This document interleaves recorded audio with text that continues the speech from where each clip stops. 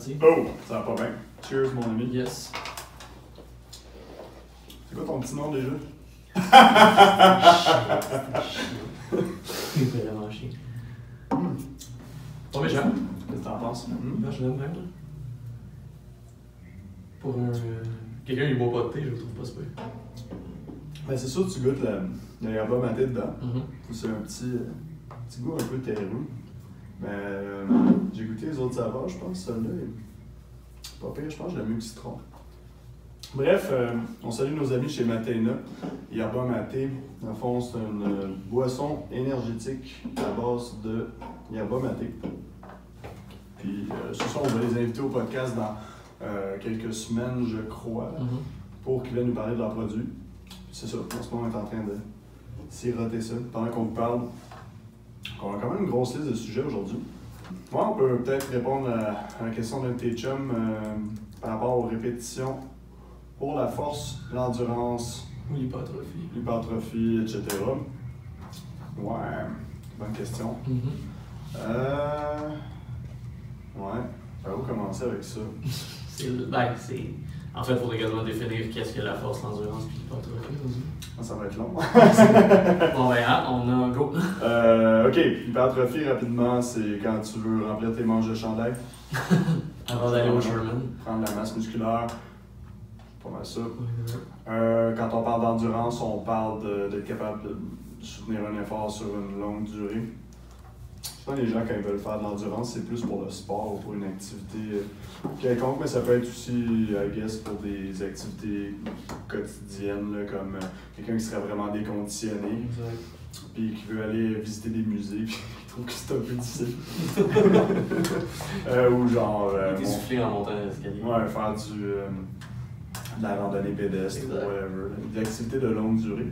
Puis quand on parle de force, ben, c'est plus. On parle d'être capable de forcer. Aïe, c'est pas cher. Capable de recruter beaucoup de muscles rapidement pour bouger quelque chose. À fond, de faire un effort maximal. C'est ça. Répétition pour force, endurance, hypertrophie.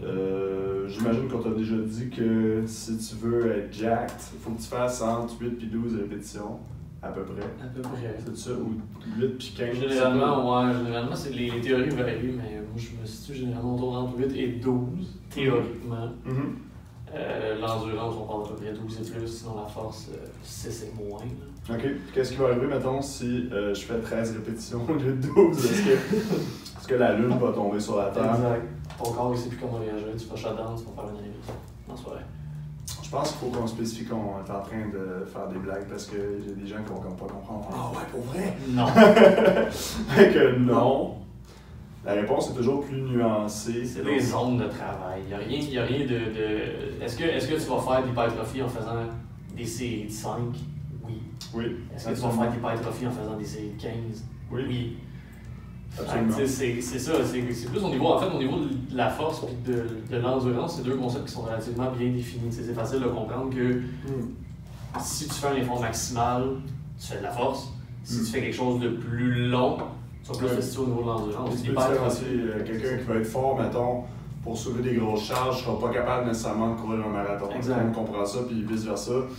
Un cycliste de longue distance sera probablement pas capable de faire un bench press avec 400 livres. Non, exact. Fait que c'est quelque chose qui est assez facile à départager. Mais l'hypertrophie, souvent, je pense que c'est un peu entre les deux. Ouais, c'est ça. Tu regardes, mettons, un gars qui bench 400 livres, c'est généralement pas un petit gars, versus les cuisses d'un cycliste. Ouais, c'est ça. Fait que, tu sais, je veux dire, au niveau de l'hypertrophie, c'est plus une adaptation physiologique. Physiologique? Pourquoi je me tais? En tout cas, c'est une adaptation physiologique. C'est une réponse, en fait, de ta fibre musculaire. À une charge de travail. Exact. Fait que, tu sais, est-ce qu'une répétition, un nombre de répétitions X va être favorable à l'hypertrophie plus que théoriquement, oui, mais individuellement, tu sais, je veux dire, chaque personne peut varier. Ouais, puis on parle de plage, puis dans le fond, les guidelines, excusez mon anglicisme, il y a beaucoup d'anglicisme. Les lignes directrices. Les lignes directrices. Pour l'hypertrophie ou la force ou whatever, on a souvent entendu nous autres, force c'est comme, mettons, entre 1 et 5 répétitions, là, quelque chose comme ça. L'hypertrophie, on parle de notre 8 à 12. C'est juste parce que, de façon générale, il y a des plages de répétition qui sont un petit peu plus pratiques pour susciter une réponse X. Là. Mettons, tu veux faire de l'hypertrophie et tu fais du 2 répétitions, c'est possible. C'est juste que ça va prendre beaucoup de séries. Ça va prendre une charge très très lourde. Les risques de blessures sont plus élevés. Puis ça va tirer du jus pas mal plus que de faire, mettons, 3 séries de 10.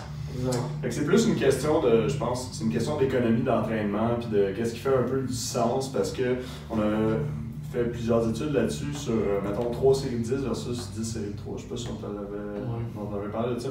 Finalement, c'était 7 séries de 3. En tout cas, une affaire de même pour égaliser le volume puis la charge de travail. Fait que c'était 7 séries de 3 versus 3 séries de 10. Puis tu te rendu compte que les réponses en termes d'hypertrophie étaient exactement la même chose. Sauf que ceux qui faisaient des plus basses répétitions, ben, ils étaient meilleurs pour faire des basses répétitions, donc ils venaient plus forts, mais leur entraînement prenait 3 fois plus de temps que ceux qui faisaient 3 fois 10 répétitions. Là-dessus, il faut que tu factures le temps de repos, il faut que tu factures. C'est ça. Fait qu'à un moment donné, en théorie, c'est possible de prendre de la masse avec n'importe quel type n'importe quel range de répétition, sauf que dans qu'est-ce qui est pratique, on recommande à nos clients, ben, surtout sur des gros mouvements, là, je parle, mettons, un squat, un bench, un row, un chin-up, etc. Plus peut-être, si tu veux faire de l'hypertrophie, va-t'en dans, mettons, 8 et plus, si tu es capable. Au moins 6, à 10, 12, 15, dépendamment du mouvement que tu fais. Puis, quand tu veux développer ta force maximale, d'aller un petit peu plus bas pour être capable de pratiquer, justement, d'être capable de forcer. Mais c'est rien d'absolu. Tu vas avoir des gains des deux bords. Il n'y a pas de réponse parfaite, malheureusement. C'est vraiment. C'est plate, ça dépend. Ouais, c'est individuel parce que là, on rentre même pas dans les détails, par exemple, avec une personne qui va être prédominante avec un certain type de fit versus un autre. Ouais, là, ça rentre dans le détail. C'est ça, là, c'est vraiment, on rentre vraiment. Dépendamment du muscle aussi, certains muscles vont mieux répondre à certains types de répétitions que d'autres. Est-ce que tu entraînes tes quads comme tu entraînes tes ischios, étant donné qu'il y en a un qui est slow twitch versus fast twitch? Ouais, c'est ça. À un moment donné, ça devient, c'est ça, c'est l'individualité du. Ouais, puis beaucoup d'essais-erreurs là-dedans, puis la science c'est jamais parfaite, là, moi ça me fait rire les études, c'est fait sur des rats et des personnes âgées. Ce qui n'a aucun rapport avec nous autres. Le lien entre les deux. Non, mais c'est souvent ça. Ou des débutants avec moins de 2 ans d'expérience d'entraînement. Que tu sais, on sait, toi et moi, pertinemment, qu'on peut leur donner absolument n'importe quoi. Ils lèvent une carte de poids, puis ils vont gagner quelque chose. Tandis que nous autres, ben, ça fait quoi? Ça fait 15 ans que tu t'entraînes, quelque chose comme ça. C'est pareil, c'est comme si j'explique mon training à un client, il va rien comprendre. C'est pourquoi je fais du 30 répétitions pour mes quads.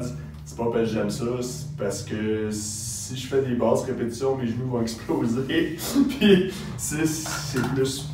Il y a pas, tu sais, il y a beaucoup de. Il faut que tu individualises la patente. Ouais, je pense qu'on a fait le tour. En gros, pour finir, moi je pense que la meilleure façon, c'est faites ce que vous aimez. Entraînez-vous comme vous aimez. Si vous êtes plus quelqu'un qui aime faire de la force, faites de la force. Puis la clé, c'est varier. Restez pas dans les mêmes reps constamment. Promenez-vous, faites un peu de force, faites un peu d'endurance, faites un peu de. Même il y a beaucoup de. Je ne veux pas embarquer trop dans les études, mais encore une fois, il y a beaucoup d'études qui prouvent qu'il y a un gros bénéfice à faire une variété de rep range pour tous les objectifs. Là. Fait que, si tu es tout le temps dans du 5 à 8, une fois de temps en temps, fais-toi une série de 20, ça va être payant. Faites bien. Puis à l'inverse, si tu es pogné dans le 10 à 12, 3 séries depuis 5 ans. Je te donne l'exemple typique, tous mes clients, c'est le même. J'avais un client, par exemple, ça c'était drôle. 3 séries de 12, moi j'ai. Non, lui c'était 3 séries de 13. Je sais pas pourquoi 13. C'était comme son nombre chanceux, mais ça m'a perturbé profondément quand il m'a dit ça. J'étais comme, mais pourquoi 13? Il m'a dit, je pense que c'était sa date de fête. Ok. J'étais comme, wow, 13, c'est. Tu sais, puis il y a des chiffres qui sont lettres, comme des séries de 7. C'est rare que je fais ça. À part si tu parles de faire des 7-7-7 pour les biceps. Je veux dire, qui fait ça? Des séries de de 11. Arc. C'est juste laid. Ouais, c'est un chiffre bizarre.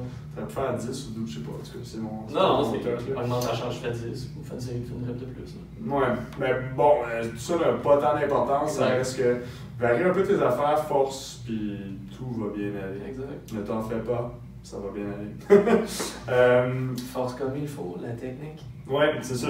Honnêtement, la technique, c'est comme plus important que toutes les autres affaires. Ouais, fait que, prochain sujet. C'est avec la motivation. On avait une question, comment on fait pour rester motivé?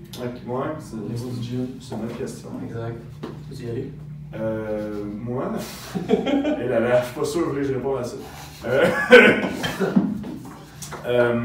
Ce qui me motive à aller au gym, j'ai pas besoin de motivation pour aller au gym. Je trouve le concept absolument ridicule. Pour moi, aller au gym, c'est comme me brosser les dents. C'est pas quelque chose que je skip quand ça me tente pas.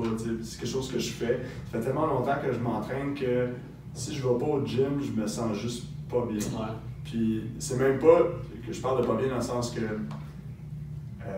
c'est jamais pas bon d'aller au gym. Je veux dire, toujours quelque chose que je peux faire. Genre même, une journée de repos complet, ça peut arriver, là, mais j'aurais pu m'étirer, j'aurais pu faire un peu de cardio. C'est jamais fini, t'es jamais. Moi, je trouve que je suis pas assez en forme, fort, whatever. J'ai pas atteint ce que je voulais atteindre en termes d'objectifs. Puis moi, ce qui me motive le plus, c'est sûr que c'est le développement de la force en ce moment. C'est toujours un peu essayer d'aller chercher les plus gros chiffres dans mes mouvements, mais ça peut être aussi maîtriser un nouveau mouvement, travailler, mettons, d'autres choses. J'ai toujours quelque chose à travailler. Fait que je comprends pas. Il y a toujours quelque chose à faire. Fait que je comprends pas la motivation. J'ai pas besoin de motivation pour aller au gym. J'ai besoin de motivation pour pas aller au gym et prendre une journée de repos, mettons. Ça, c'est plus tough. Fait que quand ça fait, mettons, comme moi, 15 ans, toi aussi, 15 ans que tu t'entraînes, je pense pas que tu as besoin de motivation. Par contre, la première, je veux dire, je sais pas pourquoi tu as commencé à t'entraîner, mais nous autres, c'était purement parce qu'on était, je parle de ma gang de jeunes, là, on était pas bien dans notre peau, puis on était chicots, puis on voulait avoir une shape de plage, tu sais. Puis on pensait que ça allait nous attirer des filles, mais finalement, on s'est rendu compte après un petit bout de temps que. Je veux dire, ça c'est au début, c'est juste pour comme. Au début, tu penses que les filles vont te complimenter sur ta shape, parce que ça, c'est plus les gars qui c'est les dudes. Moi, je vais dans les bars. Sans arrêt, ouais. Ou genre, un gars qui pogne les biceps au bord, tu dis, franchement, qu'est-ce que tu fais? Fait que c'est ça qui arrive, c'est peut-être. Au début, t'as besoin comme d'une certaine motivation pour mettre le pied dans le gym, mais après ça, c'est pas tant une motivation que t'as comme plus le choix. Moi, je pense que quand t'aimes ça, t'entraîner, il n'y a pas de. Fait que moi, motivation aussi, c'est défoulement, I guess. Là, c'est pas. Ça fait du bien comme à ma tête plus qu'à mon corps. Ça dépend aussi à quel stade tu es rendu dans ton entraînement. Comme on dit, nous autres, ça fait 15 ans qu'on s'entraîne, fait que c'est rendu une routine, c'est quasiment, comme tu dis, c'est se brosser les dents le matin. Fait que, mais je pense pour quelqu'un qui débute, c'est plus de se trouver des petits trucs qui vont les aider à rester motivés. Par exemple, mettons, une chose que j'aimais faire avec mes clients, par exemple, en perte de poids, c'est que tu prends une paire de pantalons. Ouais, c'est bon. À chaque mois, tu la mets et tu regardes la différence. Ça peut rester motivé, les trucs, les photos avant-après. Même les gens qui n'ont pas nécessairement accès, par exemple, qui veulent. Oui, c'est sûr, l'idéal, c'est de payer un coach. Fait que, nous autres, on peut prendre nos mensurations autour de ton tour d'épaule, tour de chest, tour de bras, tour de cuisse, tout des plis cutanés. C'est toutes des choses, à un moment donné, qui finissent par y aller de façon mathématique, entre guillemets, qui montrent les résultats.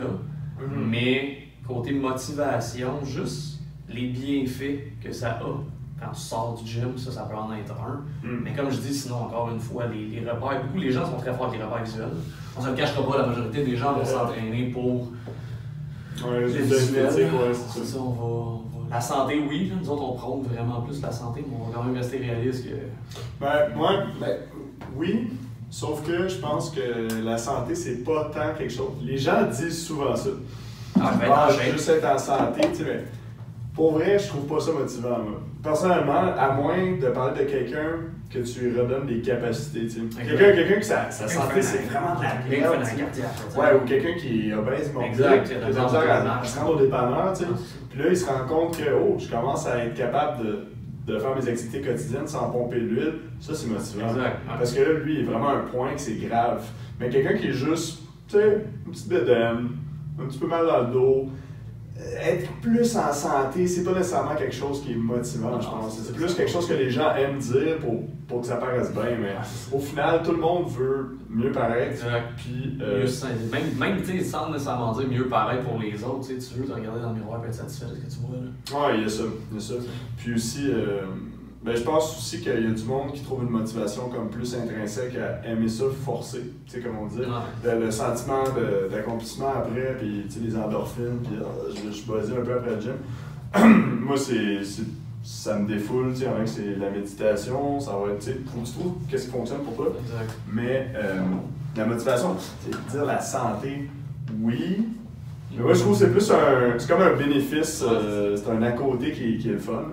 Mais sinon, tu sais, je veux dire, je vais pas au gym pour éviter le médecin, j'en ai absolument rien à faire. Non, c'est ça. Je vais pas commencer à m'entraîner parce que. Je te dirais, rendu à un certain point, tu sais, je veux pas l'entraînement, c'est une courbe.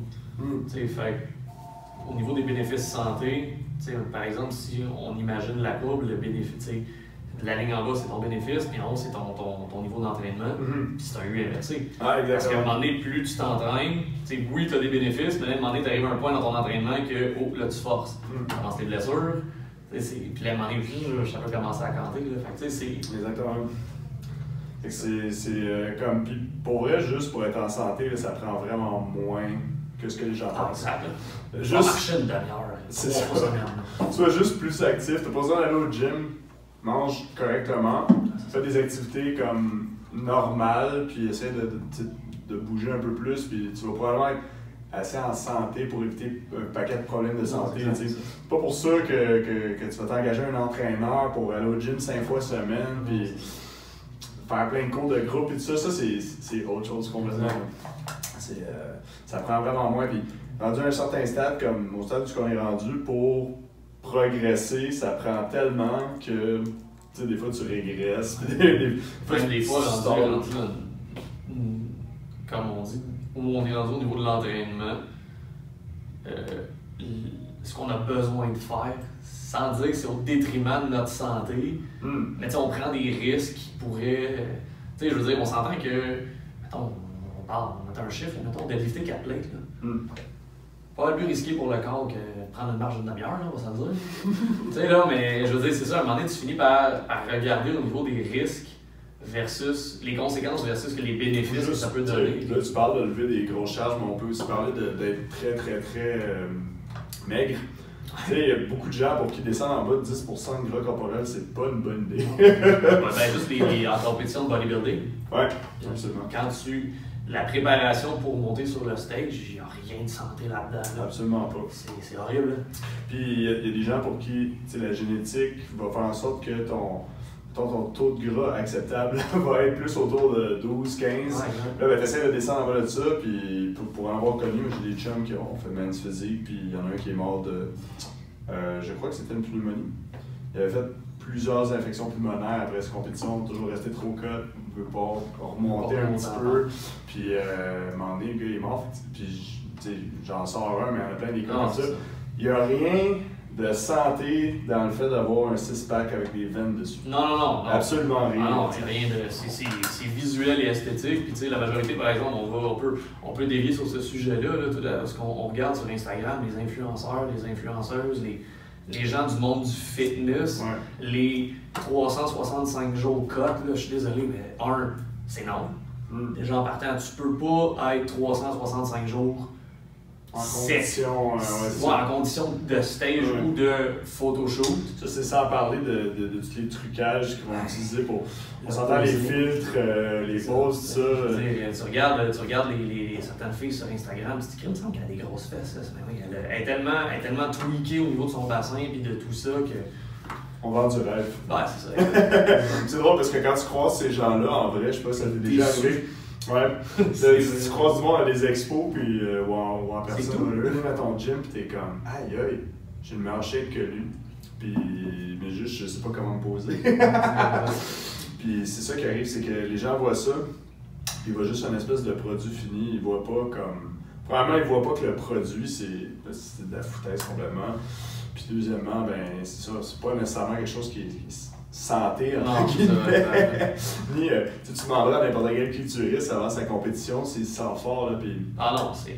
Je parlais à un gars de men's physique qui me disait qu'il prenait, mettons, 4 sortes de stimulants, puis avec des dosages assez impressionnants. On n'entrera pas dans les détails. Puis après ça, on va regarder ça pour un autre podcast. Il pourrait se coucher à terre devant moi, puis s'endormir avant qu'il était épuisé. Ah ouais. Puis c'est super comme mon chum qui est mort. Lui, en dernier, ses workouts, c'était comme 2 exercices, 2 séries de 12. Puis il n'y avait plus de jus, tu sais. Non, mais c'est parce que tu sais, t'es tellement. Le terme anglais, en fait. Je sais pas s'il y a un terme francophone pour ça, mais le terme anglophone, c'est vraiment t'es tellement depleted, t'as tellement plus de. T'es vidé. T'as tellement plus de réserve de glycogène, t'as tellement plus d'énergie, t'as tellement plus rien que pour ceux qui s'entraînent, le phénomène de pompe au gym, t'en as pas. Ouais, c'est T'as plus rien, Tu t'entraînes juste parce qu'il faut que tu brûles du calorie puis tu gardes ta masse, mais c'est. Ah non, le feeling est horrible pour l'avoir fait, là. C'est horrible, c'est vraiment pas le fun. Moi, c'est cool parce que tu as déjà fait que tu peux parler d'expérience. Ben moi, c'était plus la boxe. Quand j'essayais de dans une catégorie de poids un petit peu trop basse. Quand tu veux faire une pesée à la boxe, là, les journées avant ta pesée, c'est horrible. Et moi, personnellement, j'ai découvert que de perdre beaucoup de poids pour un combat, c'était extrêmement nuisible à ma performance. J'aime mieux boxer contre des gars de 6 pieds 3 avec des bras 3 fois plus longs que les miens que de me dessécher jusqu'à 142. C'est ça. C'est pas tu sais, j'avais du jus pour comme 30 secondes. Non, mais tu sais, puis même après ça, je veux pas, tu sais, on parle de la boxe, tu sais, t'as quand même un certain temps entre ta pesée, puis. Pas des amateurs, par exemple. Ben, c'est ça, pas des amateurs. Pas 2 heures, 3 heures. C'est 3 heures, c'est tout. Ben, c'est la pesée, puis t'as des combats tout de suite après. Ah ouais. C'est la journée même. Parce que tu regardes professionnels, ils ont combien de temps? 24 heures. 24 heures? 24 heures, c'est déjà plus safe, un peu. Ben, aussi, puis tu regardes, mettons, la différence, puis des fois, en 24 heures, ces gens-là peuvent aller le chercher après un 20 livres. Quasiment. Ouais, c'est fou, là. Ah, c'est débile. Puis avant, il y avait des. Tu pouvais te plugger sur l'intraveineuse. Ouais. Puis là, c'est rendu légal, là. Une chance. Ben, je sais pas. À la boxe, ou si tu as MMA ou boxe, en tout cas, un des deux. Puis non, ça c'est super dangereux, c'est pour les risques de commotion cérébrale. T'as plus de liquide dans la tête. C'est juste, t'as plus de liquide nulle part en fait. Puis nous autres, on chiquait de la gomme, puis on crachait dans un bucket. En tout cas, c'était quelque chose. Plus jamais. J'aime mieux mon dad bod actuel. C'est pas un dad bod, mais en tout cas, ça c'est un autre sujet pour un autre fois. Ouais, c'est ça. On va parler de dad bod à un moment donné. Ouais, ça c'est cool aussi. On va inviter 2-3 filles pour leur dire. Puis, c'est vrai que vous aimez mieux les dads. Ça ou ça? Ça ou ça? Tu vas t'en bédaine. Yeah. OK. Des exercices pour développer les jambes et le corps. On a du temps. Ouais, on a du temps, c'est bon. On Vas-y. À la régie, combien on a? C'est bon. On a un 20. Yep. Donc, exercice pour développer les jambes et le corps. Ma réponse, vous la connaissez. Je vais laisser Frank. Moi aussi. Ouais. Moi aussi. Squat, deadlift. Squat, deadlift. Squat. On se parlait de squat? Puis du deadlift? Ouais, pas sûr. Ouais. Ah, tu peux faire la planche. Encore? Mais fait du squat puis du deadlift. Définitivement. Définitivement. Ça se dit pas en plus définitivement. Ah, tu vas fuck off. Non, mais c'est. C'est la base. Ouais, c'est ça. Encore une fois, tu sais, je veux dire, on est. Tu sais, les deux, on a à peu près sensiblement le même background, je veux pas au niveau du powerlifting. Donc, tu sais, des fois, je regarde, je sais pas pour toi que dans ton bac, ou mettons quand tu as regardé au niveau certaines vidéos, les gens. Puis là, tu vois du monde faire des. La préparation physique, hey, des squats à une jambe sur bossu avec 2 tasses de café et un écureuil qui danse sa tête. Qu'est-ce que tu fais, man? Ah ouais, mais je travaille mon course pour ma stabilité. What the fuck? Que tu travailles ta stabilité, man? Je sais pas pourquoi ils s'entraînent ces gens-là, parce que pour qu'il y ait un transfert, il faut que ce soit relativement semblable. Puis pour moi, ils s'entraînent à monter un volcan en éruption avec. Je sais pas, c'est bizarre. Là. Quelque chose de weird. Mais je pense c'était comme vraiment en mode, comme années 90, début 2000, les ballons de stabilité. Ben écoute, moi pour vrai, j'en ai vu une fois un gars squatter sur un ballon suisse. Oh shit. Avec une barre? Ouais, barre avec une plainte de choc. Mais, tu sais, on parlait de transférabilité, le gars faisait du ski de compétition. Fait que tu sais, tu te dis. Peut-être. Il faisait de la descente, puis il faisait de la bosse. Un demi-ballon. le ballon suisse. Ouais, mais ça, c'était pour le show. Là. Ouais, Mais tu comprends quand même qu'il y avait quand même un certain transfert entre. Le gars, il est dans une situation avec le. Le gars est un athlète. C'est ça. Parce que les gens de la population générale qui nous écoutent probablement, je doute que nos auditeurs soient des athlètes de haut niveau. Peut-être qu'on si vous l'êtes, merci de nous écouter. Ouais, c'est ça, vous êtes cool. C'est très généreux de votre part. Mais tu sais, c'est parce que c'est monsieur, madame, tout le monde qui regarde ça, puis après ça, essaie de reproduire dans le gym. Ah ouais, j'ai vu ça, ça a l'air impressionnant. On va faire un pistol squat sur un kettlebell. C'est une bonne idée. Moi, c'est un peu triste parce que on dirait qu'à cette heure, pour être entraîneur, il faut que tu fasses des handstands. C'est ça, sur 2 kettlebells, en jonglant des couteaux en feu avec tes pieds. Là, c'est juste comme. On est dans une culture du check le vidéo Facebook. Ouais, non, c'est ça. Là, c'est, mettons, tel Marine SEAL qui fait des estis d'acrobatie. T'es comme, ok, c'est impressionnant. Bravo. Mais qu'en est-il de comme 99% de mes clients que j'entraîne qui ont absolument pas besoin de faire ça? Ah, mon coach, il est cool, il fait des pull-ups à une main. Ah, ok. Y a-tu des jambes? Moi, mes jambes sont trop lourdes pour faire ça. Y a-tu des jambes? J'imagine juste le. Ok, non, on va dire l'homme tronc, mais faut pas juste utiliser ce terme. Ben, un homme tronc, ça a-tu des bras? Non. Ben, c'est ça. On fait des pull-ups avec ses dents. C'est mal, là. On va couper ce bout-là au montage. Oui, ça a des ouais. On va le garder comme bloopers. Ça, c'est pas pire. Y a-tu des jambes? On salue Martin Deschamps, non? Mais, ça, on va le couper au montage. Ouais, c'est ça. Pour revenir dans le sujet, c'est que les gens, on dirait qu'on est tombé dans la culture de, premièrement, plus que ton exercice a l'air funky, plus ça a l'air ridicule, plus que ça doit marcher. Ben oui, tu sais. Parce que c'est sûr que c'est dur à faire, là, des curls sur un bossu, mettons versus juste comme être sur du sol ordinaire, puis ou un plancher de gym. Puis faire un curl plus pesant. Ce qui arrive, c'est que c'est pas nécessairement parce que tu as l'impression que ça travaille plus que ça travaille réellement plus. Puis c'est ça, t'es mieux on pense à des exercices de base. C'est sûr que pour des petits, mettons, développer l'équilibre, la proprioception, tout ça, il n'y a rien de mal à faire des lunges, puis des trucs du genre. Créer une certaine instabilité, ou tu sais, mettons, on parle, nous autres, on est plus en performance en ce moment, on va faire ça. Mais tu sais, quelqu'un qui, je te donne un exemple, blessure au soccer, il se scrape une cheville. Oui, au niveau de sa rehab, il va probablement faire des planches d'équilibre pour venir chercher une stabilité au niveau de la cheville. Ouais, c'est mais dans un contexte spécifique, c'est spécifique, c'est transférable. C'est ça. Puis il faut toujours, tu sais, c'est le problème que j'ai, c'est à chaque fois que je demande à quelqu'un pourquoi il fait quelque chose, j'ai jamais de réponse. C'est toujours parce que j'ai vu ce programme sur bodybuilding.com. Les estis de walking lunge avec les genoux qui rentrent par en dedans, on en a-tu vu? Puis tout le monde finit leur workout de jambes avec ça parce qu'ils ont vu Kai Green le faire. Walking barbell sur le dos.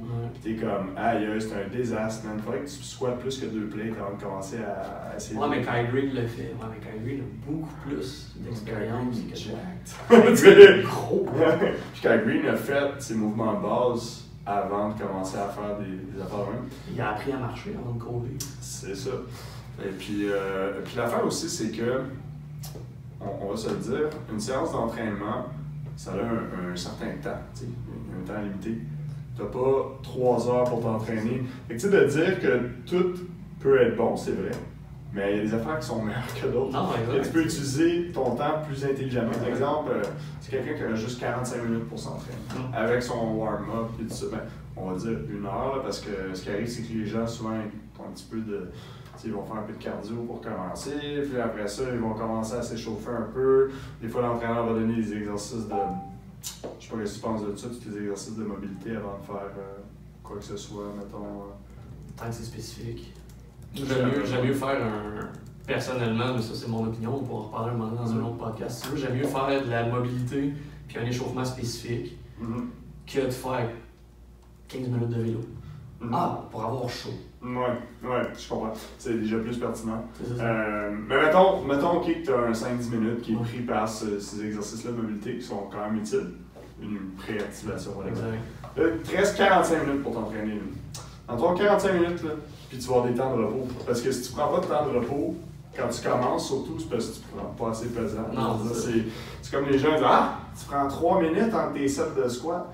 Ouais, puis des fois 5 parce que je t'avais de me péter une crise cardiaque. J'en ai besoin. J'en ai besoin. Puis genre, des fois, je recommence, puis je suis comme, allez, j'aurais pris un autre 3 minutes, mais je suis pressé. Il faut que je finisse, tu sais. Fait que des fois, c'est ça. Fait que si tu comptes les temps de repos, l'échauffement, puis mettons, tu gardes un peu de temps à la fin pour, whatever, faire des abdos ou t'étirer ou faire des mollets, des petites bébelles qui sont comme moins. Faire des mollets. Ouais, tu sais, des affaires moins importantes. Mais les gens qui aiment ça faire des mollets, écoute, tu connais, il n'y a aucun jugement là, faire des abdos des mollets. Il te reste genre une demi-heure pour t'entraîner. Ah, c'est ça, tu sais. Et que t'as pas le temps de faire 12 mouvements. Non, vraiment pas. T'as peut-être le temps d'en faire 3. Puis une autre affaire aussi, c'est que on n'a pas compté les échauffements. Quand tu fais, mettons, 2 plates au squat, tu commences par 2 plates. Tu fais d'abord, tu rajoutes un peu de poids, puis après ça, tu montes progressivement. Tu prends ton temps. T'as peut-être le temps de faire 3-4 gros exercices. Là-dedans, là, t'as pas de place pour des niaiseries dont on vient de parler sur une jambe, sur un ballon suisse, avec un élastique autour du cou pour faire de l'auto-strangulation érotique. C'est weird, tu sais. C'est correct, on juge pas. On juge pas. Mais c'est juste, c'est pas pertinent, c'est pas une bonne utilisation de ton temps, mettons, parce qu'on parle toujours, moi, je sais pas si tu parles de ça des fois à tes clients économie d'entraînement, mettons, t'as juste une heure, ben, il faut que ça compte, puis t'as pas tant le temps de faire des mouvements d'isolation dans une heure. Si tu fais ça comme du monde, tu vas peut-être avoir un 10 minutes pour faire des accessoires, puis des petits bébés, genre biceps, triceps, mais tu sais, ton 1 heure, là, ça devrait être comme 80% des gros mouvements que tu fais. Tu sais, bang for the buck, l'expression qu'on peut utiliser. Exactement, c'est ça. Parce que,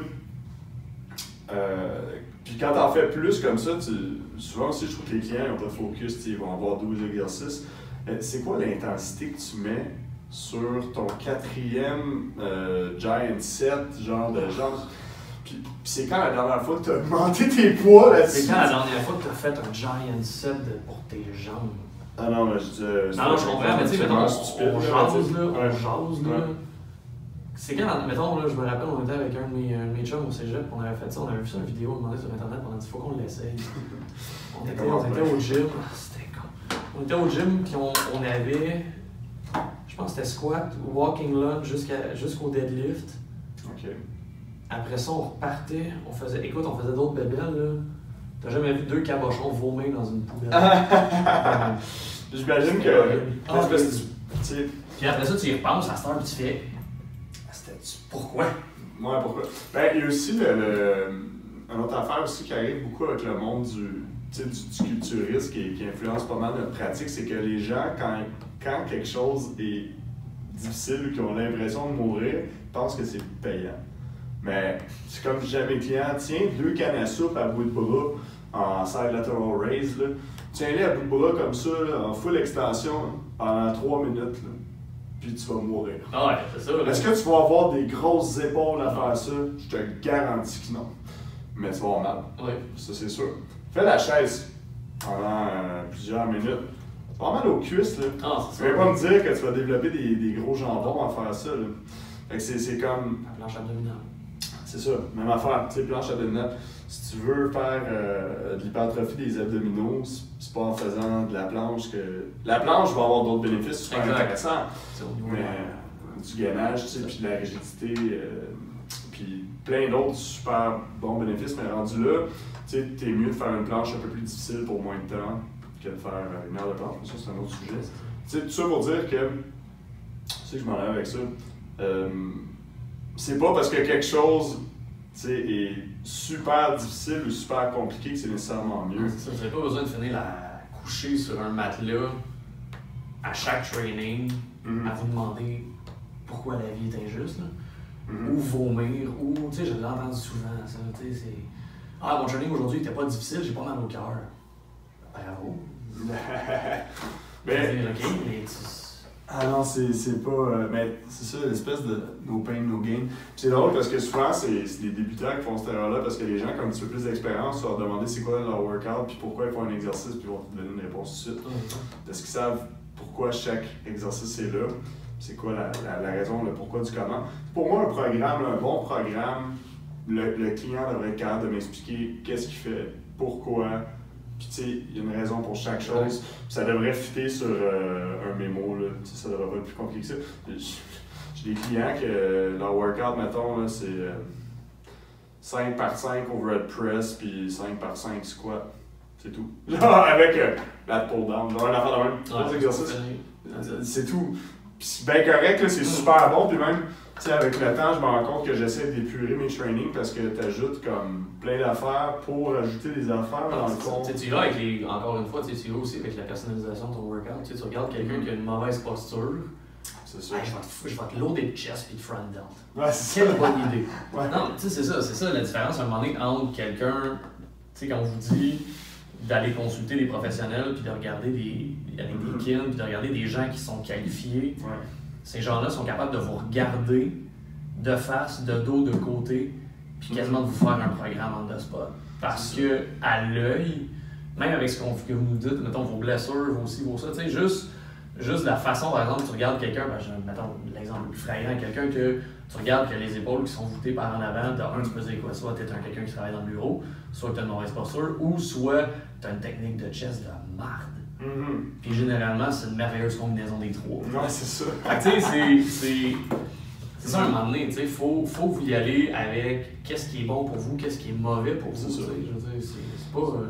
Tu sais, il n'y a rien de. C'est ça l'affaire aussi qu'on entend, je sais pas pour toi, là, mais tu sais, toutes les espèces on pourra en reparler souvent de ça avec le dep au squat, le dep, le bench, tu descends au chest, descends-tu pas au chest, c'est quoi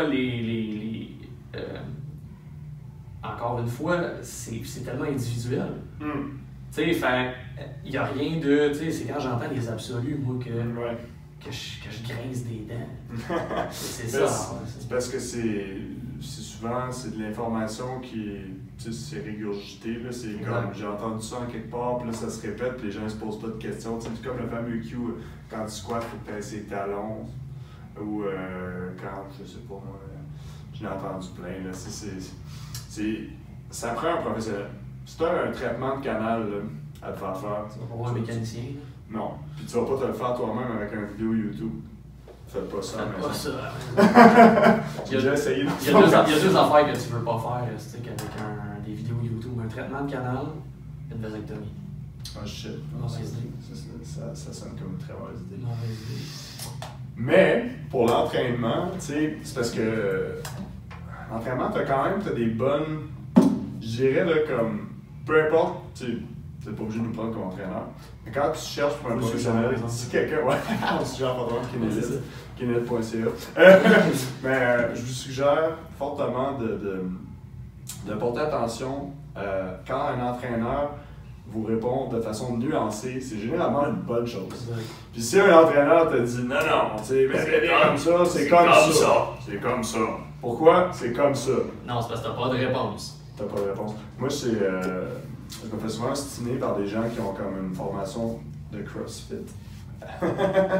Que, tu sais, c'est on m'a appris à squatter comme ça, on m'a appris à faire du deadlift comme ça, puis OK. Puis là, après ça, puis souvent, c'est accompagné de « mais j'ai mal ». Après ça, moi, j'y replace, puis ça va bien. Et la personne de me dire « ah ben, je comprends pas, là, tu sais, mon coach m'a dit de le faire comme ça, mais de la façon que tu me montres, je me sens mieux dans le mouvement. Ça fait moins mal, je me sens plus stable, je pense que je vais garder mettre plus de poids sur du long terme avec ça. » OK. Merci. Oui, on tient à saluer les gens de CrossFit. Ah, ils sont pas tous mauvais, non, c'est des exemples parmi tant d'autres. Tu sais, ça peut être mon entraîneur. Mon coach. On aime ça quand des gens viennent nous consulter pour avoir de l'expertise. Là, ils nous disent mon coach m'a dit que. Mais qu'est-ce que t'en penses, JB? Là, moi, je pète ma coche. Je suis comme. Pourquoi tu viens me voir d'abord? Si t'es suivi, pourquoi tu sais ça? En tout cas, pour en parler longtemps, 3 heures ou 3 minutes?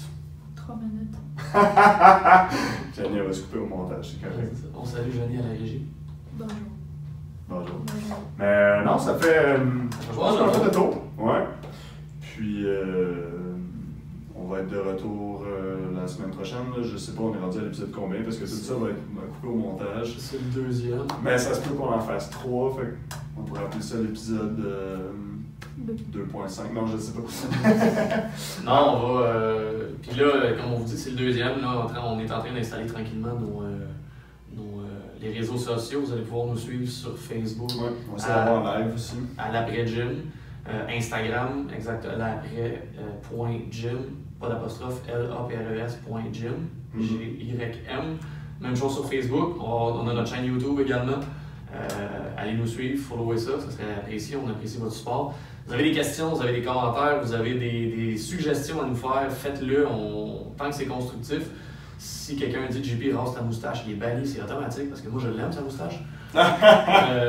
Non, donc c'est ça, tranquillement. Puis là, on va installer, on va avoir des invités sous peu.